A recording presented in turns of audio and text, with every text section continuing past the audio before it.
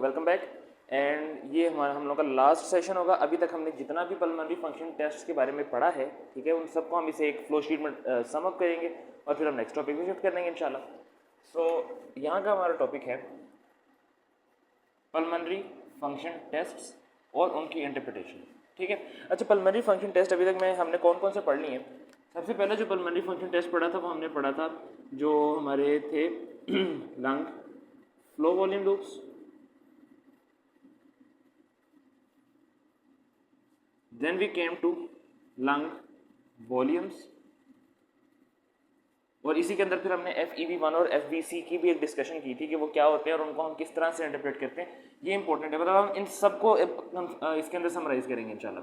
फिर तीसरा हम लोगों ने पढ़ा था जो DLCO, और फिर चौथा हम लोगों ने पढ़ा था कि हमारा जो मैक्सिमम एक्सपिरेटरी प्रेशर और मैक्सिमम इंस्पिरेटरी प्रेशर होता है, ये क्या होता है और इनकी क्या इंटरप्रिटेशन होती है, ठीक है। अब हम इन सबको इस फ्लो शीट के अंदर देखेंगे कि किस तरह क्लिनिकली कोरिलेट करते हैं। सो सबसे पहले जब हम क्लिनिकल प्रैक्टिस में काम कर रहे होते हैं तो PFTs करवाने का मकसद जो मोस्ट कॉमन डिजीजेज होती हैं उनको डायग्नोस करना और उनको ट्रीट करना होता है। So most common pulmonary diseases जो दो अम्ब्रेला टर्म्स के अंदर आती हैं वो हैं ऑब्स्ट्रक्टिव और रिस्ट्रिक्टिव। मैं यहाँ लिख देता हूँ, ऑब्स्ट्रक्टिव और रिस्ट्रिक्टिव। तो हम बेसिकली और भी डिजीजेस जो हैं दे आर इम्पोर्टेंट, उनके अलग से टेस्ट हैं, लेकिन हम ये दो मेजर डिजीजेस हैं और ये ज़्यादा कम्युनिटी में प्रेवलेंट हैं, तो इसलिए हम इनके ऊपर ज़्यादा फोकस करते हैं। अब होता ये है कि जब PFTs हम करवाते हैं हम चेक करते हैं FEV1/FVC की रेशो, ठीक है। अब FEV1 और FVC की रेशो अगर हम लोगों के पास 0.7 से कम है, if it is less than 0.7, so it suggest कि ये ऑब्स्ट्रक्टिव पैटर्न है। हमारा डायग्नोसिस कंफर्म नहीं हुआ, लेकिन हमें सजेस्ट हो जाता है कि ये ऑब्स्ट्रक्टिव पिक्चर आ रही है, ठीक है। इसके साथ क्या होना चाहिए, आपका total lung capacity, residual volume और functional residual capacity, all of these things should be increased, ठीक है। और हम लोगों ने, अगर आपको याद हो, पढ़ा था कि जो TLC और रेजिडुअल वॉल्यूम है they should increase by more than 120%, ठीक है। अब ये इंक्रीज हो गया, इसका मतलब ये भी सजेस्ट कर रहे हैं कि हमारी पिक्चर जो है वो ऑब्स्ट्रक्टिव है। अब इसको मजीद कंफर्म करने के लिए कि ऑब्स्ट्रक्टिव तो है, ठीक है, यानी कि ऑब्स्ट्रक्टिव पिक्चर आ गई, अब ऑब्स्ट्रक्टिव में से ये क्या है उसके लिए हम टेस्ट करवाते हैं ब्रोंको डायलेटर टेस्ट, क्योंकि हमें पता है कि ऑब्स्ट्रक्टिव में एस्थमा भी आते हैं और साथ हमारे जो COPD वाली कंडीशन, क्रॉनिक कंडीशंस होती हैं जैसे कि एम्फिसेमा है या क्रॉनिक ब्रोंकाइटिस है, वो भी आते हैं। तो ब्रोंको डायलेटर टेस्ट हम करवाते हैं by using SABAs short acting beta agonist, for example albuterol. तो अगर ब्रोंको डायलेटर टेस्ट करने के दौरान हमारी FEV1 मोर देन 12% इंक्रीज कर जाए तो इसका मतलब है कि इट वाज एस्थमा, और अगर ये इंक्रीज तो करे लेकिन लेस देन 12% इंक्रीज आ रहे तो इसका मतलब है कि ये है COPD। अब एस्थमा जो है इसका भी हमें सजेस्टिव है कि ये एस्थमा है, लेकिन इट्स नॉट कंफर्म। तो इसका कंफर्म करने के लिए हम क्या करते हैं, एक और टेस्ट करेंगे जिसको हम बोलते हैं मैथाकोलिन स्ट्रेस टेस्ट। अब मैथाकोलिन स्ट्रेस टेस्ट करने के दौरान अगर हमारा FEV1 लेस देन 20% हो जाए, यानी कि if it decreases by 20% in total, तो इसका मतलब होता है कि हमारा एस्थमा जो है ना वो कंफर्म हो गया, ठीक है। अच्छा, ये हम इस सीक्वेंस में भी करते हैं, और अगर हमारी जो पिक्चर नॉर्मल है उसके अंदर भी हम अगर मैथाकोलिन स्ट्रेस टेस्ट करवा रहे हैं और हमारी जो FEV1 20% से कम आता है तो एस्थमा, पर उसमें कंफ्यूज ना हो, उसके बारे में हमने डिटेल में बात कर ली है। सो ये हमारा एस्थमा हो गया। COPD को डिफ्रेंशिएट करने के लिए हम क्या करवाते हैं, यहाँ पे COPD में हम एक टेस्ट करवाते हैं जिसको हम बोलते हैं DLCO, यानी कि diffusion capacity of carbon monoxide in the lungs. अगर DLCO नॉर्मल है so it can either be chronic bronchitis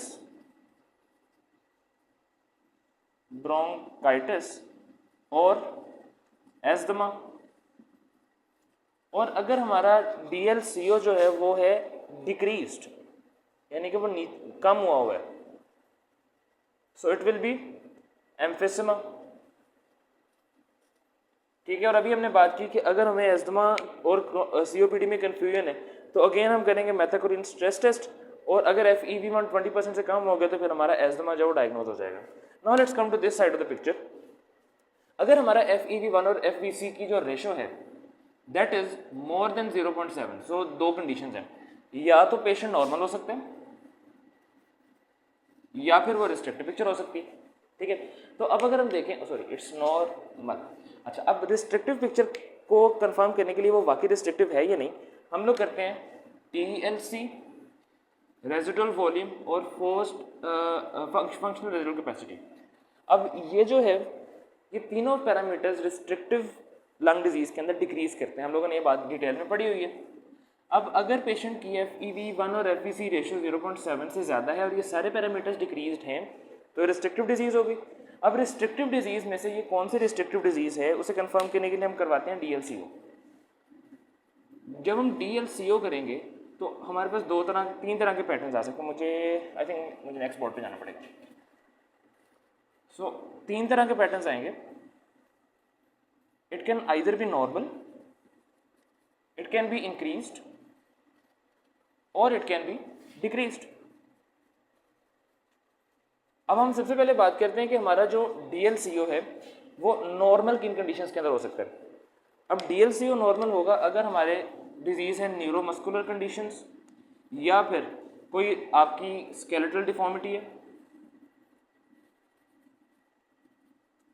इसमें होता ही है कि आपके जो लंग्स हैं वो बाहर से रिस्ट्रिक्ट हो रहे हैं, ठीक है।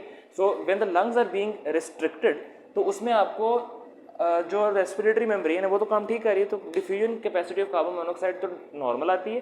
बहरहाल आपकी पिक्चर रिस्ट्रिक्टिव होती है, तो नॉर्मल DLCO के साथ अगर रिस्ट्रिक्टिव पैटर्न आ रहे हैं so it's suggest of neuromuscular disorder और स्केलेटल डिफॉर्मिटीज। अगर आपका DLCO डिक्रीज है, पहले ये बात कर देते हैं, अगर DLCO डिक्रीज है, ये ज़्यादा कॉमन कंडीशन होती है, इसका मतलब है कि हम इंट्रिंसिक लंग कंडीशंस की बात कर रहे हैं जिसके अंदर क्या क्या आती हैं, इंटरस्टिशियल लंग डिजीज, सार्कोइडोसिस, बेरिलियोसिस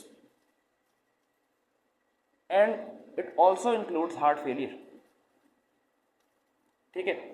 और अगर हमारा DLCO इंक्रीज करके, ठीक है, that's a very rare condition, ये सब पेशेंट्स में नहीं होते, ये सिर्फ उन पेशेंट्स में होगा जो मॉर्बिडली ओबीज होते हैं, यानी जिनकी ओबेसिटी बहुत ज़्यादा होती है, उनके अंदर आपको ये पिक्चर भी मिल सकती है। लाइक मॉर्बिड ओबेसिटी में रिस्ट्रिक्टिव पैटर्न के साथ आपका DLCO रेज कर सकता है, so it is morbid obesity. अब अगर एक पर्सन है, ये लास्ट बात है कि अगर हमारा रेस्ट्रिक्टिव पैटर्न है, आपका FEV1 FVC रेशियो 0.7 से ज़्यादा, TLC रेजिडुअल वॉल्यूम और फंक्शनल रेजिडुअल कैपेसिटी जो है ये आपकी रिड्यूस्ड है, आपका फ्लो वॉल्यूम लूप जो वो छोटा आ रहा है, रिस्ट्रिक्टिव पिक्चर है, DLCO आपका नॉर्मल है, ठीक है। तो फिर अब हम क्या करेंगे, इस सारे में हम न्यूरोमस्कुलर कंडीशन को सस्पेक्ट कर रहे हैं, इनके लिए फिर हम अपना आखिरी टेस्ट करवाते हैं जिसको हम कहते हैं MEP और MIP, मैक्सिमम एक्सपिरेटरी प्रेशर और मैक्सिमम इंस्पिरेटरी प्रेशर। अगर ये डिक्रीज करेगा, अगर ये डिक्रीज होगा तो ये हमारा सजेस्टिव होगा towards neuromuscular disorders like myasthenia gravis, और फिर हम उसके लिए कंफर्मेटरी टेस्ट करवा लेंगे। सो दिस इज, मतलब ये लास्ट पॉइंट ये था कि अगर रिस्ट्रिक्टिव पिक्चर है, DLCO नॉर्मल आ रहा है, तो फिर हम MEPS और MIPS करवाते हैं। अगर वो डिक्रीज हैं तो इसका मतलब ये होगा कि पेशेंट को न्यूरोमस्कुलर डिसऑर्डर या कोई स्केलेटल डिफॉर्मिटी चल रही है, that is causing the restrictive pattern of the disease, ठीक है। So this is all about the pulmonary function test and their clinical interpretation. Until next time, good bye, अल्लाह हाफिज़।